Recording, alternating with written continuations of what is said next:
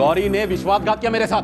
Joint account साहब, घर का पूरा सोना साहब, इतना भरोसा किया, इतना बड़ा धोखा दे गई। ओ समीर अधिकारी, ये धोखेबाजी की बात ना तुम तो ना ही करो। तुम और गौरी ने मिलकर उस पुरुषोत्तम को बर्बाद कर दिया था, भूल गए? हमें तो अभी अभी तुमसे ही पता लगा कि वो तुम्हारे साथ भागी थी। वो 10 साल पहले हुआ था, तब हुआ था। अब ये बात को मायने नहीं रखती। हमारे लिए हमेशा मायने रखेगी। जब इज्जत जाती है ना तो हमेशा के लिए जाती है। जो अपने पति के साथ धोखा कर सकती है वो अपने प्रेमी के साथ भी तो धोखा कर सकती है। एक बात समझ लो आप लोग, मैं उस पुरुषोत्तम की तरह कोई फट्टू चंद नहीं हूं जो मुझे टिश्यू पेपर की तरह इस्तेमाल करके फेंक दें।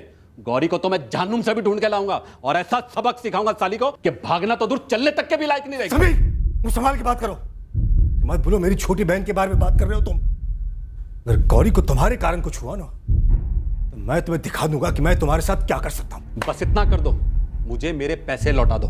फिर गौरी कहां भागी, किसके साथ भागी, मुझे इससे कोई मतलब नहीं। मुझे सिर्फ अपने पैसों से मतलब है। 10 साल से उसने हमसे कोई कांटेक्ट नहीं रखा है, तो अब क्या रखेगी? और तुम कह रहे हो कि वो धोखा देकर भागी है, तो क्या वो यहां आने वाली है?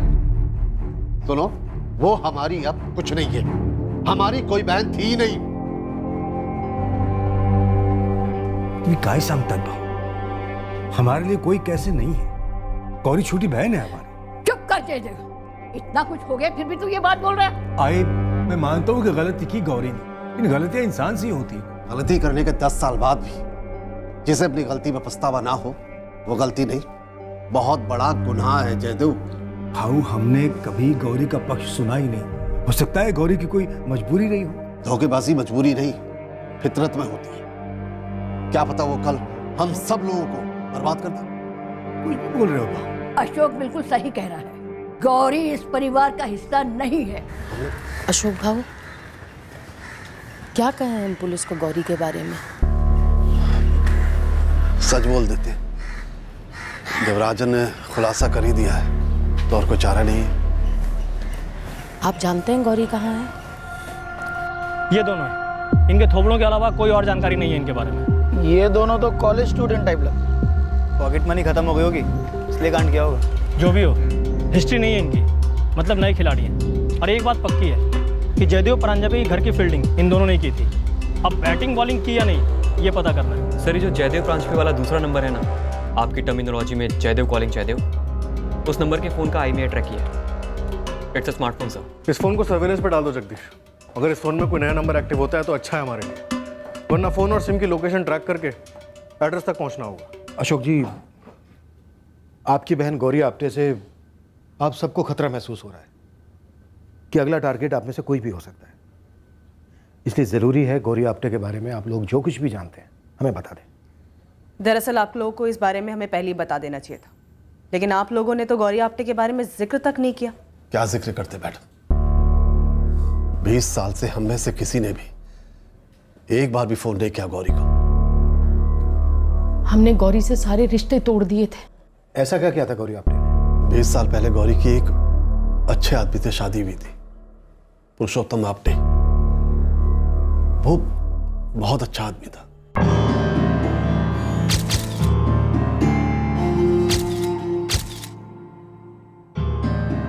एक साल भी नहीं हुआ था शादी को, गौरी ने पुरुषोत्तम को छोड़ दिया और वो किसी समीर अधिकारी के साथ भाग गई। बस एक चिट्ठी छोड़ के गई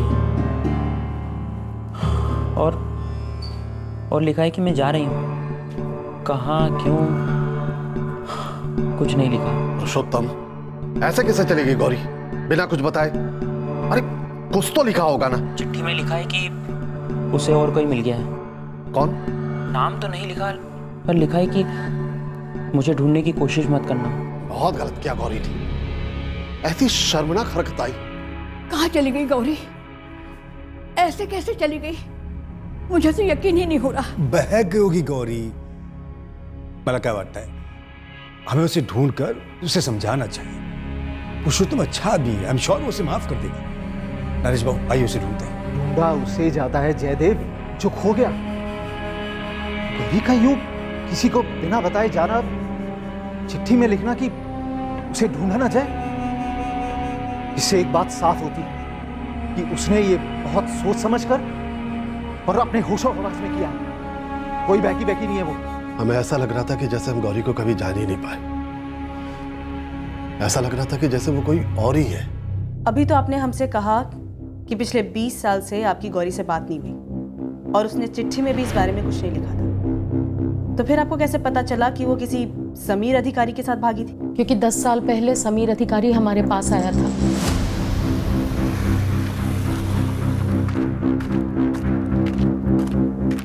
गौरी ने विश्वासघात किया मेरे साथ, जॉइंट अकाउंट साहब, घर का पूरा सोना साहब। इतना भरोसा किया, इतना बड़ा धोखा दे गई। ओ समीर अधिकारी, ये धोखेबाजी की बात ना तुम तो ना ही करो। तुम और गौरी ने मिलकर उस पुरुषोत्तम को बर्बाद कर दिया था, भूल गए? हमें तो अभी अभी तुमसे ही पता लगा कि वो तुम्हारे साथ भागी थी। वो 10 साल पहले हुआ था, तब हुआ था। अब ये बात को मायने नहीं रखती। हमारे लिए हमेशा मायने रखेगी। जब इज्जत जाती है ना तो हमेशा के लिए जाती है। जो अपने पति के साथ धोखा कर सकती है वो अपने प्रेमी के साथ भी तो धोखा कर सकती है। एक बात समझ लो आप लोग, मैं उस पुरुषोत्तम की तरह कोई फट्टू चंद नहीं हूं जो मुझे टिश्यू पेपर की तरह इस्तेमाल करके फेंक दें। गौरी को तो मैं जहन्नुम से भी ढूंढ के लाऊंगा और ऐसा सबक सिखाऊंगा साली को कि भागना तो दूर, चलने तक के भी लायक नहीं रहेगी। समीर, मुझ संभाल के बात करो। मत भूलो मेरी छोटी बहन के बारे में बात कर रहे हो तुम। अगर गौरी को तुम्हारे कारण कुछ हुआ ना तो मैं तुम्हें दिखा दूंगा कि मैं तुम्हारे साथ क्या कर सकता हूं। बस इतना कर दो, मुझे मेरे पैसे लौटा दो। फिर गौरी कहां भागी, किसके साथ भागी, मुझे इससे कोई मतलब नहीं है। मुझे सिर्फ अपने पैसों से मतलब है। 10 साल से उसने हमसे कोई कांटेक्ट नहीं रखा है, तो अब क्या रखेगी? और तुम कह रहे हो कि वो धोखा देकर भागी है, तो क्या वो यहां आने वाली है? सुनो, वो हमारी अब कुछ नहीं है। हमारी कोई बहन थी ही नहीं। तुम्ही काय सांगतात भाऊ? हमारे लिए कोई कैसे नहीं है। गौरी छोटी बहन है हमारी। चुप कर दे। इतना कुछ हो गया फिर भी तू ये बात बोल रहा है? आए, मैं मानता हूं कि गलती की गौरी ने, लेकिन गलतियां इंसान से ही होती है। गलती करने के 10 साल बाद भी जिसे अपनी गलती में पछतावा ना हो, वो गलती नहीं, बहुत बड़ा गुनाह है जयदेव। भाऊ, हमने कभी गौरी का पक्ष सुना ही नहीं। हो सकता है गौरी की कोई मजबूरी रही हो। धोखेबाजी मजबूरी नहीं, फितरत में होती है। क्या पता वो कल हम सब लोगों को बर्बाद कर दे। कुछ भी बोल रहे हो भाऊ। अशोक बिल्कुल सही कह रहा है। गौरी इस परिवार का हिस्सा नहीं है। हमने कभी ये जानने की कोशिश नहीं की कि गौरी कहां है, क्या कर रही है, किस नए को ठग रही है। एक जयदेव भाऊ ही थे जो गौरी को याद करते थे।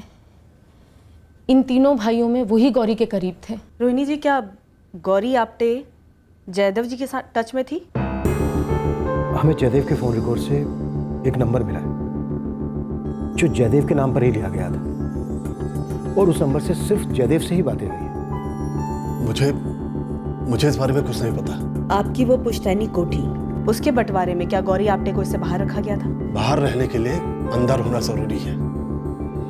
गौरी अब हमारे लिए कोई नहीं है। इस बीच गौरी ने कभी आप लोगों से कांटेक्ट किया, अपने हिस्से, अपने हक की बात की? हम आपसे कितनी बार कह चुके हैं, पिछले 20 सालों में ना हमने उसकी आवाज सुनी और ना उसका चेहरा देखा है। रोहिणी जी, क्या पता 21वें साल में वापस आ गई हो?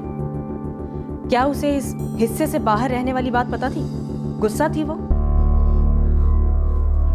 हमें भी इसी बात का डर है कि कहीं गुस्से में गौरी ने।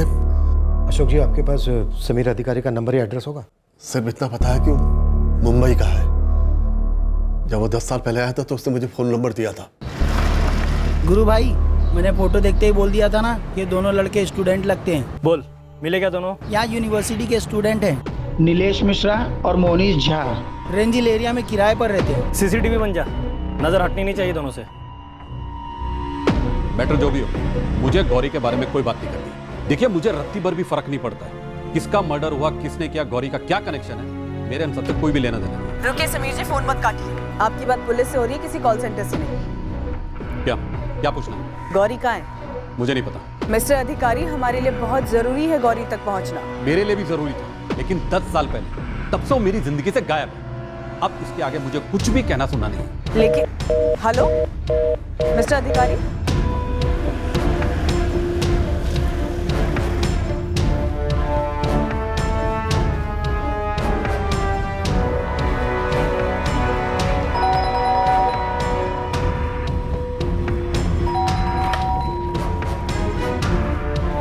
जी, तेरा जोड़ीदार कहाँ है? जोड़ीदार? ये क्यों सर, क्या वो? समीर अधिकारी ने फोन स्विच ऑफ कर लिया है।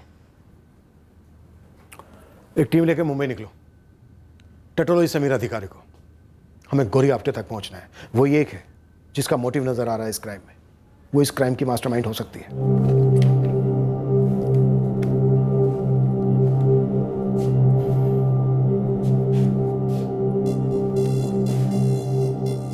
आई तुम डरना मत।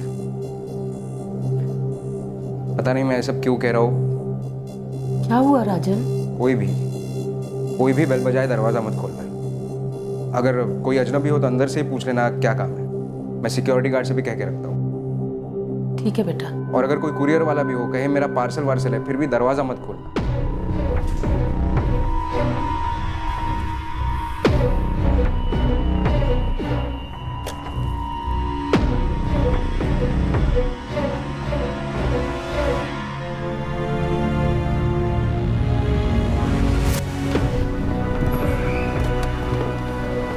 हम तो यूं ही गए थे आकर कर कॉलोनी सर। सर कोई रूल है क्या सर?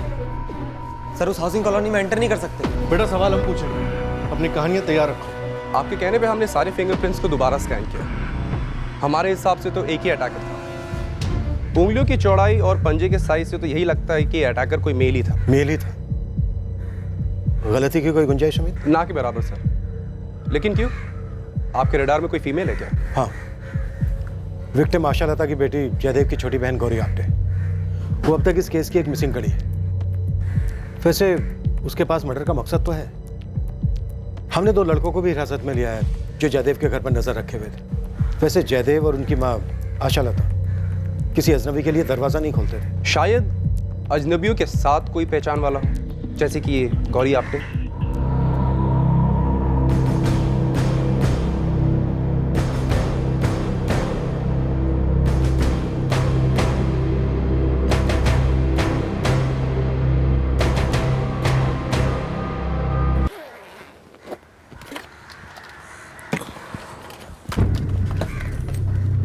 कितना आएगा इसका?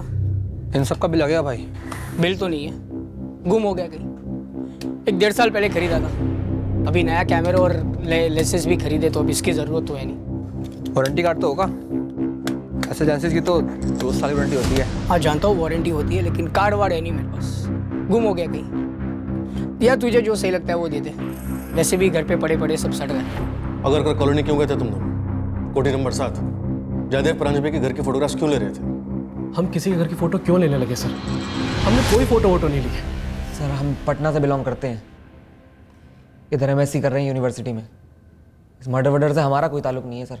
सर आप हमारा यकीन कीजिए, हमने कोई फोटो नहीं ली है।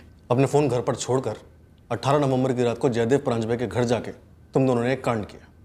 और इस गलतफहमी में मत रहना कि तुमने अपने पीछे कोई निशान, को फुटप्रिंट नहीं छोड़े। फुटप्रिंट, फिंगरप्रिंट सब है हमारे पास, सबकी स्कैनिंग होगी। तुम दोनों बुरे फंसे हो।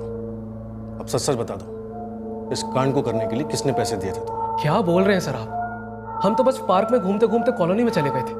हमने सोचा कि कोई शॉर्टकट होगा बस। और मोबाइल से फोटो इसलिए ले रहे थे क्योंकि नई जगह थी। हम पुणे में नए हैं सर। हाँ सर, हमारे फोन में सारी फोटोज होंगी। अगर आप चाहें तो सामने से चेक कर सकते हैं। एक आखिरी मौका दे रहा हूं तुम दोनों को, अपने बॉस का नाम बता दो। अभी तक तुम इनकार कर रहे हो, पर अब तुम्हारी करतूत के सबूत तुम्हारी बोलती बंद कर देंगे। सर ये तो आप हमें डराने की कोशिश कर रहे हो। पोस्ट ग्रेजुएट साइंस स्टूडेंट्स हो ना तुम दोनों। फॉरेंसिक रिपोर्ट आसानी से पढ़ लोगे, तब खुद डरोगे कि हमारे साथ अब क्या क्या हो सकता है। देखो मैं जानता हूं तुम दोनों सिर्फ मोहरे हो, इसलिए अपने मास्टरमाइंड का नाम बता दो, अपनी हेल्प करोगे, वरना सारा का सारा जिम्मा तुम दोनों के सर पे आएगा।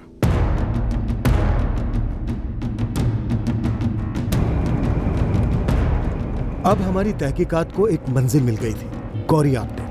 मुंबई से गौरी आप्टे के बारे में एक और खुलासा होने वाला था। मोहनीश और नीलेश सच बोल रहे थे या नहीं, ये हमें पता नहीं था, लेकिन हमारे पास क्राइम सीन से मिले फिंगरप्रिंट्स थे, जिन्हें हम उनके फिंगरप्रिंट्स से मैच करने जा रहे थे। जलाराम कॉलोनी फड़के रोड, दोबारा बोल रहा हूँ, जलाराम कॉलोनी फड़के रोड। हमारे हाथों में जो था, उसके अलावा इस डबल मर्डर केस के 2 और अहम पहलू हमारे सामने आए। पहला था जयदेव प्रांजपे की कार, जिसकी शिकायत एक लोकल पुलिस स्टेशन में की गई थी, उस हाउसिंग कॉलोनी से जिसके बाहर वो कार पार्क थी, और वहां किसी को पता नहीं था कि वो कार किसकी है।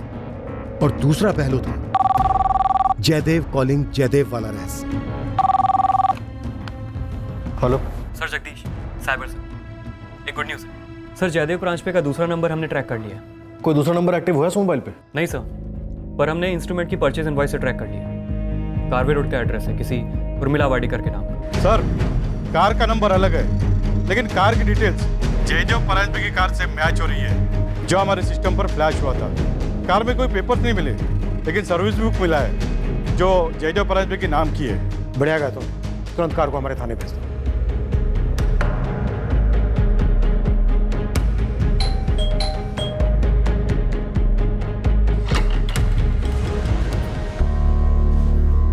उर्मिला वाडेकर। हो सर, बोला। जयदेव परांजपे। अब ये तो कहना ही मत कि आप उन्हें नहीं जानती थी। गौरी के बारे में मुझे कोई बात नहीं करनी, और ये बात मैं पहले ही आपको फोन पे बता चुका हूँ। हमने आपको कोई चॉइस नहीं दी है मिस्टर समीर अधिकारी, आपको हमसे बात करनी होगी। हमारा काम है सच तक पहुंचना, जो कि आप हमसे छुपा रहे हैं। कुछ नहीं छुपा रहा हूं मैं। गौरी ने मुझे छुपने लायक तक भी नहीं छोड़ा था। मुझे तो उसके नाम से चिढ़ हो गई, और आप उसके बारे में पूछने के लिए यहां तक आ गई। आप इस तरह मुझ पर जबरदस्ती नहीं कर सकती। देखिए मिस्टर अधिकारी, दो मर्डर हुए और हमें शक है कि शायद ये मर्डर गौरी आपने नहीं करवाए, और आप हमें उसके बारे में काफी कुछ जानकारी दे सकते हैं। देखिए, हमारा इरादा बिल्कुल भी आपको परेशान करने का नहीं है।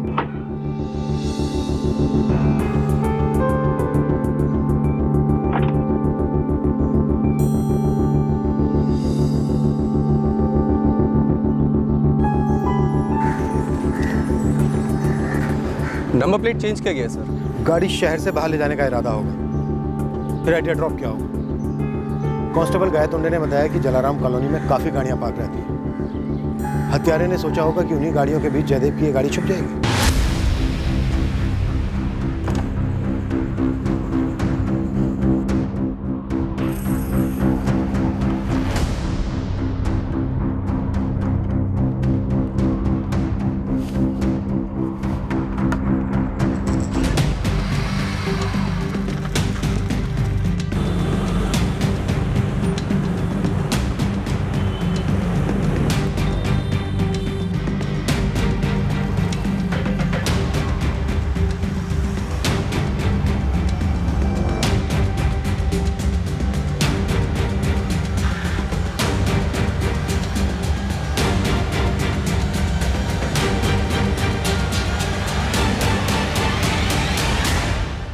जयदेव परांजपे आपके गुड फ्रेंड थे।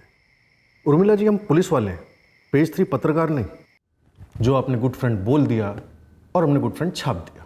जयदेव परांजपे के नाम पे ली गई सिम कार्ड से आप उन्हें रोज़ फ़ोन करती थी, वो भी आपको फ़ोन करते थे। कभी कभी लंबी घंटों नॉन स्टॉप बातें होती थी, और सिर्फ गुड फ्रेंड। सुनी, इनके पति हैं पवन वाडेकर, बुला के लेकर आओ। अफेयर था मेरा और जयदेव परांजपे का, अफेयर था। आप दोनों की ये गुड फ्रेंडशिप, सॉरी अफेयर, कब शुरू हुआ? हम 3 साल पहले मिले थे। पहले गुड फ्रेंड ही थे, धीरे धीरे करीब आए। हम अक्सर मिलते थे, ढेर सारी बातें भी हुआ करती थी।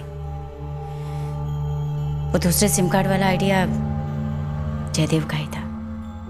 तो मिला है कि तुम्हारा नया सिम, अब तुम जितना चाहो जब चाहो मुझसे बात कर सकती हो, तुम्हें आसानी रहेगी।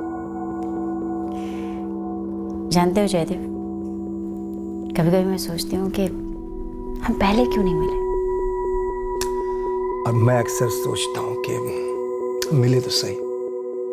सोचो, अगर मिले ही ना होते तो जिंदगी क्या होती। और जाहिर है कि जयदेव कॉलिंग जयदेव का मकसद ये था कि आपके पति पवन से आप दोनों के अफेयर की बात छुपी रहे। कौन सी शादीशुदा औरत चाहेगी कि उसके अफेयर की बात उसके पति को पता चले। तो उर्मिला जी, आपने जयदेव और उनकी माँ के मर्डर के बारे में तो अखबार में पढ़ा ही होगा, क्योंकि उसके अगले ही दिन आपने जयदेव का दिया हुआ नंबर बंद कर दिया। उनके अंतिम दर्शन के लिए भी नहीं गई। क्या लगा, आप ऐसा करेंगी तो हम आप तक पहुंच नहीं पाएंगे? नहीं सर, ऐसा कुछ भी नहीं लगा।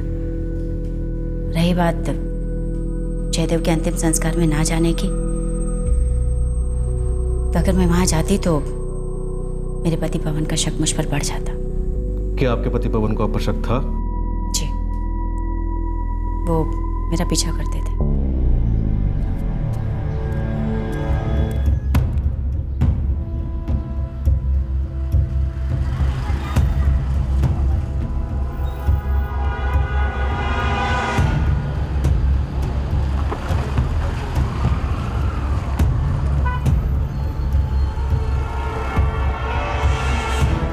मुझे ऐसा लगता था सर कि उन्हें मुझ पर शक है, क्योंकि कहने के लिए वो ऑफिस के लिए निकलते थे, पर मैंने कई बार नोट किया कि वो मेरा पीछा करते थे। आपके पति पवन को आपके और जयदेव जी के अफेयर के बारे में मालूम था? मैं श्योर नहीं हूँ सर, पर मुझे ऐसा लगता है कि उन्हें मालूम था। जब मैंने जयदेव के मर्डर के बारे में पढ़ा, मुझे ऐसा लगा सर कि ऐसा कई बार लगा। क्या लगा? ऐसा लगा सर कि उनका मर्डर मेरे पति ने ही करवाया।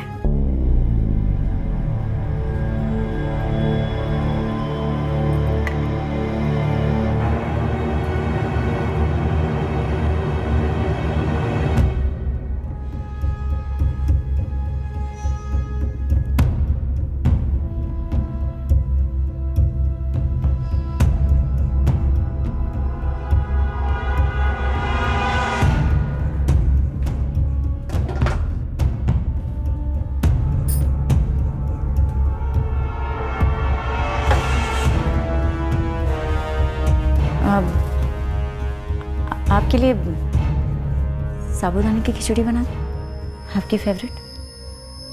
हाँ बनाओ, मेरी सबसे फेवरेट।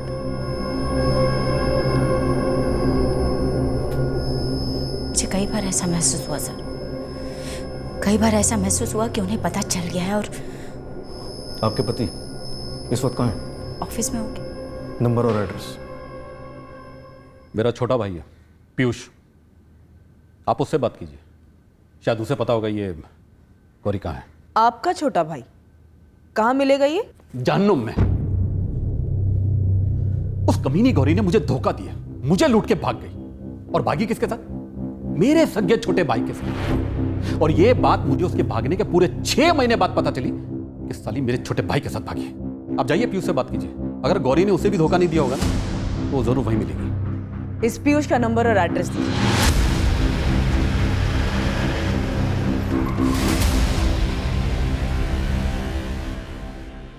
ये स्टूडेंट्स नीलेश मिश्रा और मोनिश झा, इन दोनों के फिंगरप्रिंट्स क्राइम सीन पर मिले फिंगरप्रिंट्स और आशालता जी के गले से मिले फिंगरप्रिंट्स से मैच नहीं करते हैं।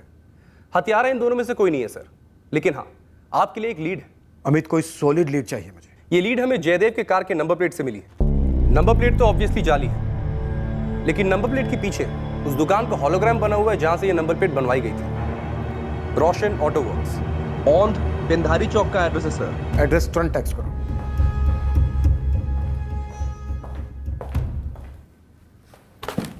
पवन वाडेकर, जयदेव परांजपे के घर तुम खुद अकेले गए थे या किसी को भेजा था? मेरा अंदाजा, मेरा शक सही था, यही था वो।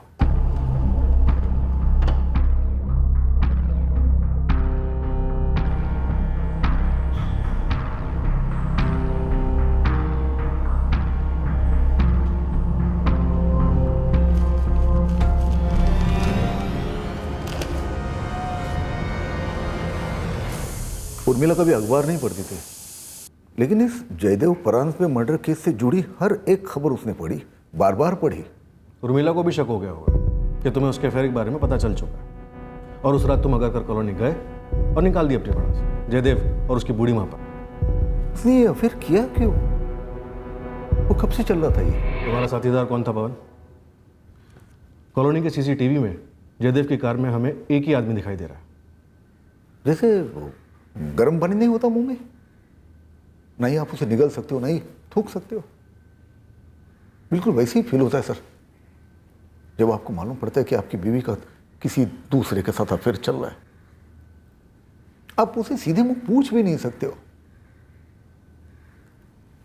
लेकिन मन ही मन में घुटन होती है कि कौन है वो आदमी, वो जिल्लत, वो जलन, वो दर्द, वो मर्डर। जयदेव और उसकी माँ का मर्डर तुमने ही किया ना पवन? शायद किया होता। शायद नहीं, पक्का तुमने ही किया। सर, मेरे बेटे आकाश की 12वीं की एग्जाम है, उसे इस गंदगी के बारे में कुछ नहीं पता, उस पर कुछ असर नहीं होना चाहिए। ये दोनों मर्डर तुमने खुद किए या किसी को सुपारी दी थी? मैंने उर्मिला का अफेयर किसके साथ है ये ढूंढने की बहुत कोशिश की, पीछा किया था उसका, लेकिन नहीं पता कर पाया। लेकिन शायद वो जान गई थी कि मैं उसका पीछा कर रहा हूं। बहुत चालाक है वो, बहुत चालाक है वो। बताइए ना, कब से चल रहा था ये? तुम बोलो पवन, इस मर्डर की प्लानिंग कब से चल रही? जब तक आपको पक्का पता नहीं चलता कि कौन है वो, तब तक एक बेचैनी सी रहती है जो अंदर ही अंदर आपको कुरेदती है। लेकिन उन हालत में भी एक धुंधली सी आशा कायम रहती है कि शायद आप गलत हो, शायद आपका शक जो है बेबुनियाद हो। लेकिन जब आपको पता चलता है कि कोई है, कोई और है, तब एक धक्का लगता है, आप गिर जाते हो।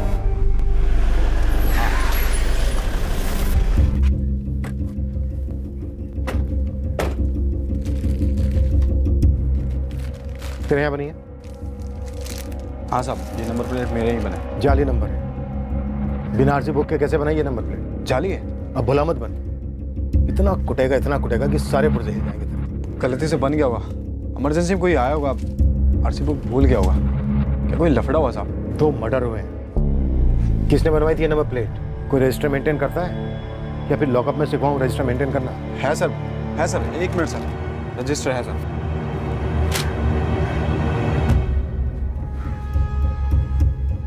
ये रहा साहब, पुष्कर नाम था साहब।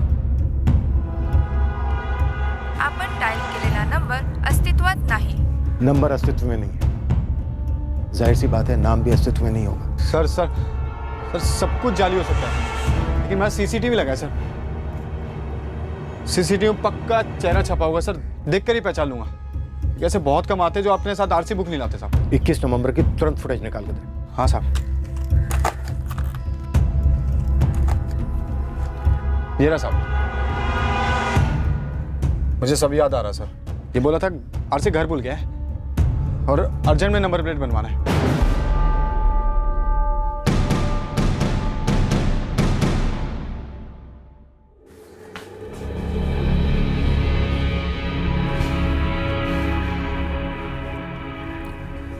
एक बात पूछूं? मैं तुम्हारे साथ बहुत खुश हूँ, लेकिन कभी कभी थोड़ा सा डर लगता है, कहीं मेरे पति ने मेरी मिसिंग कंप्लेंट पुलिस में दर्ज करा दी तो? काजल, देखो वो कंप्लेंट करे या ना करे वो उसका लुकआउट है, लेकिन मैं कभी तुम्हें शिकायत का मौका नहीं दूंगा। नई जिंदगी अलग होगी काजल, डोंट वरी। तुम शादी कर लेते हैं ना? मुझे तुम्हारे माँ बाप से भी मिलना है। मिलोगी, बहुत जल्दी मिलोगी।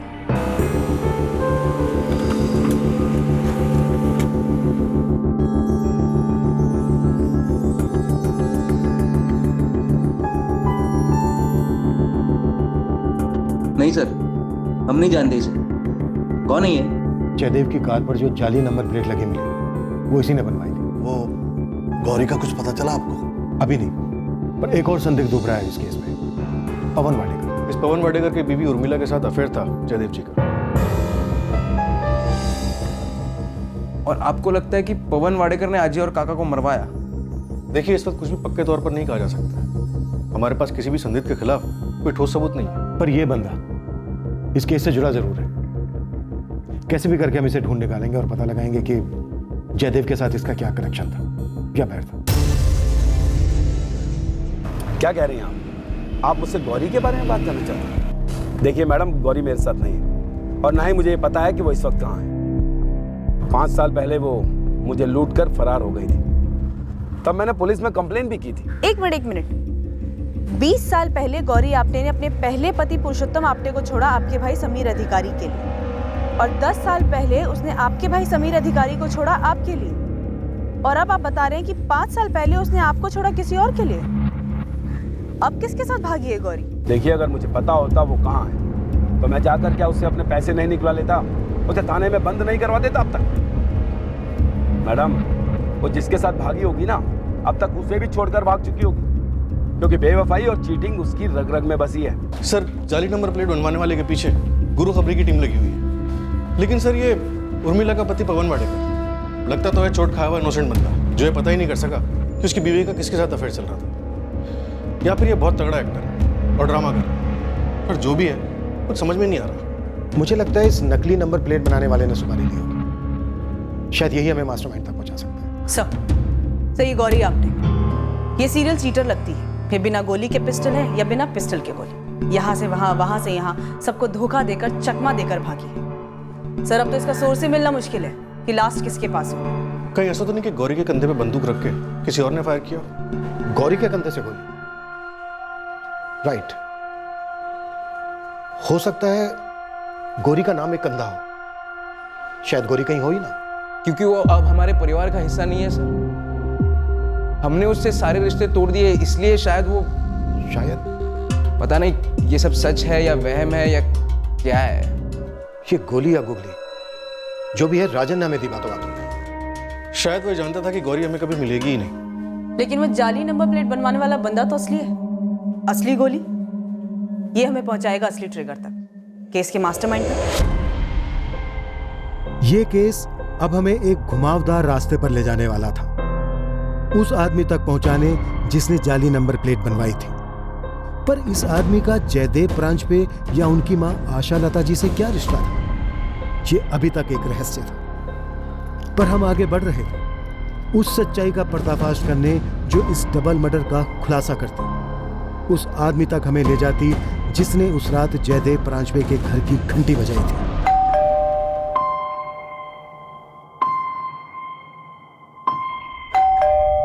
कौन है? मैं हूँ सर। मैं कौन? नाम बोलो अपना। दरवाजा तो खोलिए सर।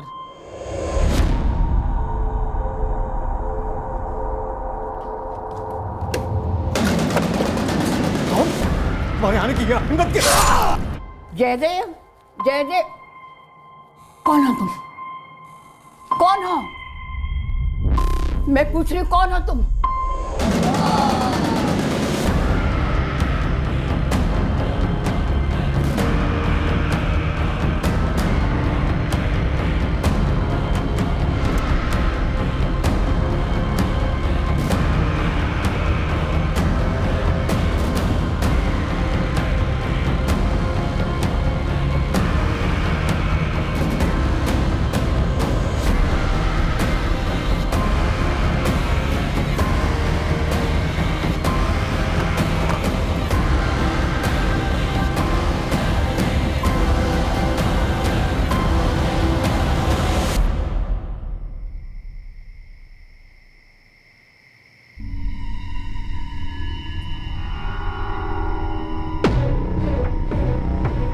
हमारी ये थ्योरी भी सही थी कि उस रात कातिल पार्क की दीवार फांदकर ही कॉलोनी में दाखिल हुआ और जयदेव प्रांजपे की कोठी तक पहुंचा। आखिरकार कौन था ये शख्स? साहब, आपके बंदे का नाम सुनील गावड़े है, इसका नंबर हाथ लगा है लेकिन आउट ऑफ सर्विस एरिया है। हाँ, इसे घर का एड्रेस पता चला है। कहाँ है उसका घर? पासपोर्ट में सोलापुर का एड्रेस है। सोलापुर से लाया गया था बंदा? सोलापुर का हिस्ट्री शीटर है तो तेरे हाथ कैसे नहीं लगी इसकी हिस्ट्री? नहीं साहब, कोई हिस्ट्री नहीं है। यहाँ के एक वीजा एजेंट से इसका कच्चा चिट्टा हाथ लगा है। मेरा बंदा जावेद घूमते घूमते एक वीजा एजेंट के टच में आ गया, उसी ने सुनील गावड़े को पहचान लिया साहब। इस वीजा एजेंट का और सुनील गावड़े का कुछ लफड़ा हुआ था साहब। हाँ, मैंने आपके बंदे को बताया था कि मैं सुनील गावड़े को जानती हूँ, बहुत ही अजीब कैरेक्टर है। और बताइए उसके बारे में। वैसे बताने के लिए तो कुछ ज़्यादा है नहीं। सुनील गावड़े ने हमसे यूके का टूरिस्ट वीज़ा करवाया था। 2 वे टिकट्स होना ज़रूरी है। इन्होंने लंदन जाके रिटर्न टिकट दिखाया नहीं तो लंदन से इसे वापस भेज दिया गया। बस तब से लेके रोज़ यहाँ धमक जाता है, चिल्लाता है, पुकारता है। प्लीज़ अभी के अभी लौटा दो, मुझे मेरा फुल एंड फाइनल पेमेंट अभी के अभी चाहिए। चलो बनाओ check. Sunil ji please understand, हमने आपका टूरिस्ट वीज़ा बनाया है, वर्क परमिट नहीं। मुझे वर्क परमिट वीज़ा ही चाहिए था, टूरिस्ट वीज़ा नहीं। मुझे लंदन काम करना था, घूमने नहीं जाना था वहाँ। आई अंडरस्टैंड सुनील जी, गलत है ना, लेकिन आपने टूरिस्ट वीज़ा का फॉर्म भरा था। हमने सारा पेपर वर्क, सारी फॉर्मेलिटीज़ टूरिस्ट वीज़ा के हिसाब से की हैं। वो सब मुझे नहीं मालूम। आप मुझे अभी के अभी मेरा नया वर्क परमिट वीज़ा बना के देंगे, नहीं तो मुझे मेरे सारे पैसे लौटा दो। Sunil ji please calm down, आप बच्चे जैसी जिद कर रहे हैं। UK visa is not an easy visa to get, it's a very tough visa, बहुत ही कॉम्प्लिकेटेड और लेंदी प्रोसेस होता है। मुझे जो मिला है वो मेरे किसी काम का नहीं है। मुझे मेरे सारे पैसे अभी के अभी लौटा दो, नहीं तो मैं आपके खिलाफ पुलिस कंप्लेंट करूंगा and I will take your company to the consumer court. Okay? बस तब से आए दिन यही धमक जाता है, बकवास करता है, लड़ाइयाँ करता है, हंगामा मचाता है ऑफिस में। लास्ट वो 17 नवंबर को आया था। 17 नवंबर, डेट आपको पक्का याद है? हाँ भाई, ट्रैवल एजेंसी है, डेट और टाइम से हम रोज खेलते हैं।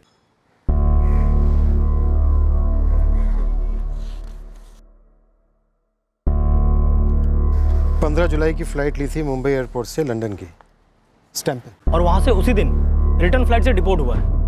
Say listen, let me explain. Officer Johnson, please report to immigration counter immediately. उसका अभी का नंबर या पता कुछ भी हाथ नहीं लगा अभी तक। सोलापुर धावा बोलते, इस एड्रेस पर कोई ना कोई तो मिलेगा ही, कोई नहीं तो पड़ोसी तो होंगे ही।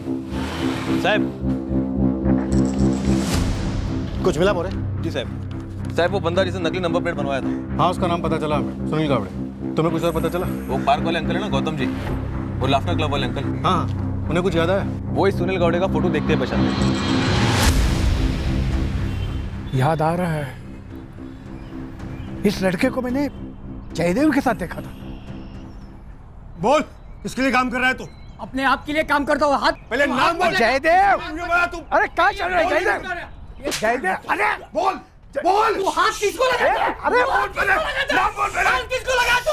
तो जाना बाबा, क्या चल रहा है ये? तू जा यहाँ से, क्या चल? अरे ये पब्लिक पार्क है, तेरे बाप की जागीर नहीं समझा? पता है, हमें पता है, तू चुप रह। तू जाना बेटा, यार प्लीज माफ कर, चल। तेरे को ना देख लूंगा, रुक। तू जा रहे, मैं तू रुक से। चल। क्या हुआ?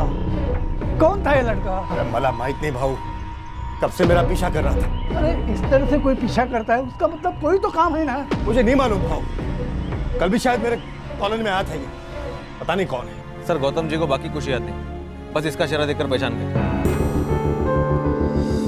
जयदेव को भनक थी कि उसका पीछा किया जा रहा है। सर, वो दो स्टूडेंट्स, नीलेश मिश्रा और मोनिश झा, जयदेव जी ने उन पर भी शक किया पर कुछ नहीं निकला, बेकार ही शक किया उन्होंने। पर मुझे लगता है सुनील गावड़े जरूर इन्वॉल्व हो सकता है इस केस में। सोलापुर के लिए निकले, देखते हैं क्या स्टोरी है सुनील गावड़े।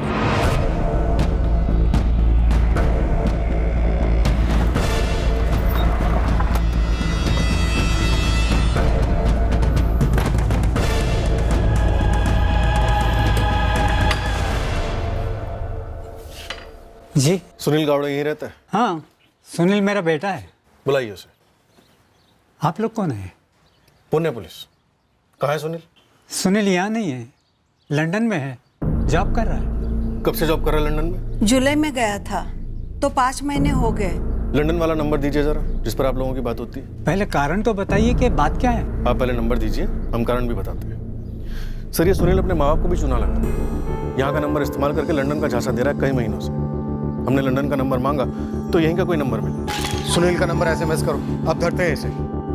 सुनील के माँ बाप को भी यहाँ ले आओ, और याद रहे वो सुनील को कुछ भी इन्फॉर्म ना कर पाए, ठीक है?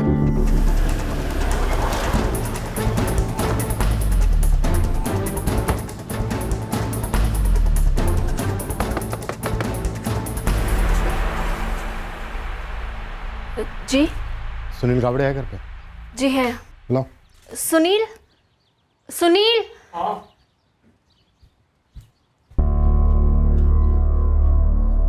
गुड न्यूज़ है तेरे लिए सुनील, तेरा लंदन का वर्क परमिट लग गया। आजा। सोलापुर से तेरे माँ बाप को भी बुलाया है, उन्हें भी पता चला है कि लंदन से तू लौटा है। ओ साहब, आएगा ना साहब, प्लीज आपको जो चाहिए वो मैं सब बोलने को तैयार हूँ, लेकिन मेरे आई बाबा को वापस सोलापुर भेज दो सर, प्लीज। संगाना है ना साहब? चल। ओ साहब प्लीज। क्यों? तेरे माँ बाप को पता नहीं चलना चाहिए तेरे डबल मर्डर कांड के बारे में? साहब, आपको जो चाहिए वो मैं बोलने को तैयार हूँ, लेकिन मेरे आई बाबा को इस सबसे दूर रखो प्लीज।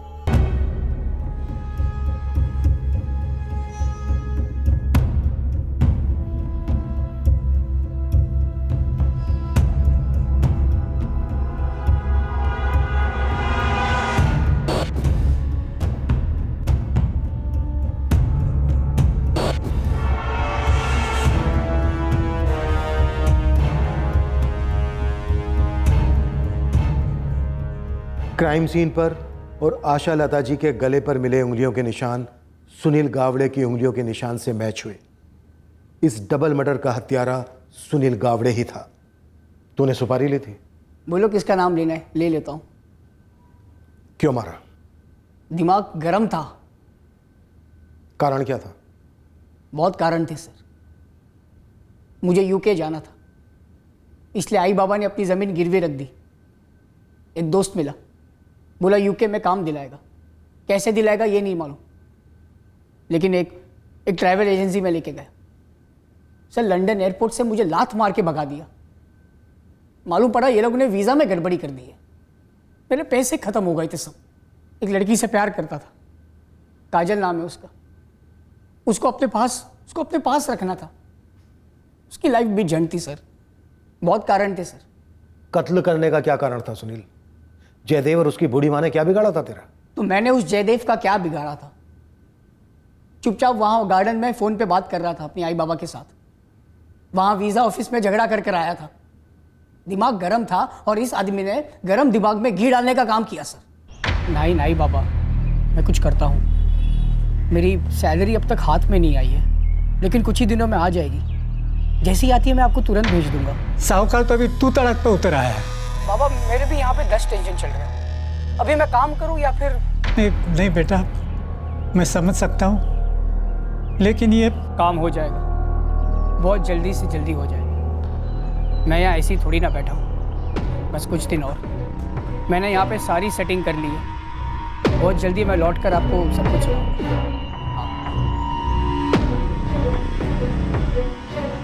ऐसा लगा है क्या हो रहा है ये? फोन दे मेरा इधर। फोन दे। कब से मेरा वीडियो उतर रहा था।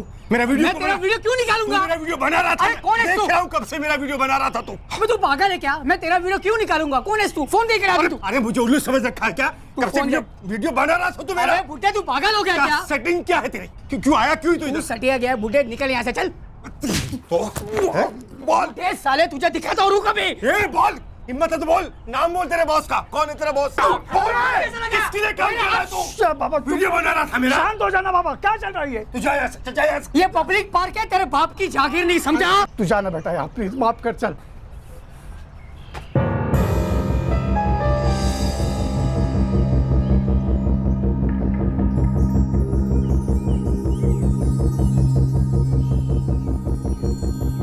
मैं उसकी वीडियो नहीं ले रहा था।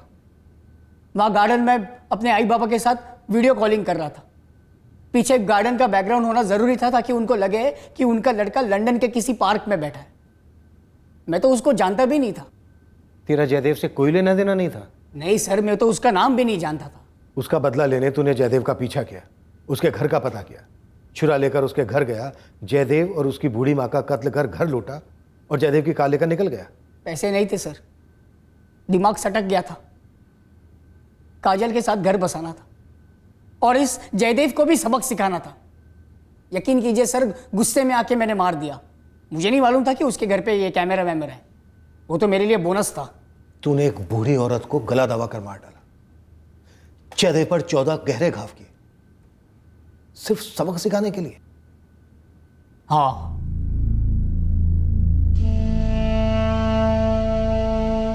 किसी भी माँ बाप के लिए बेहद कठिन होता है इस सच को झेल पाना कि उनके इकलौते बेटे ने न सिर्फ उन्हें धोखा दिया बल्कि इतने घिनौने जुर्म को भी अंजाम दिया।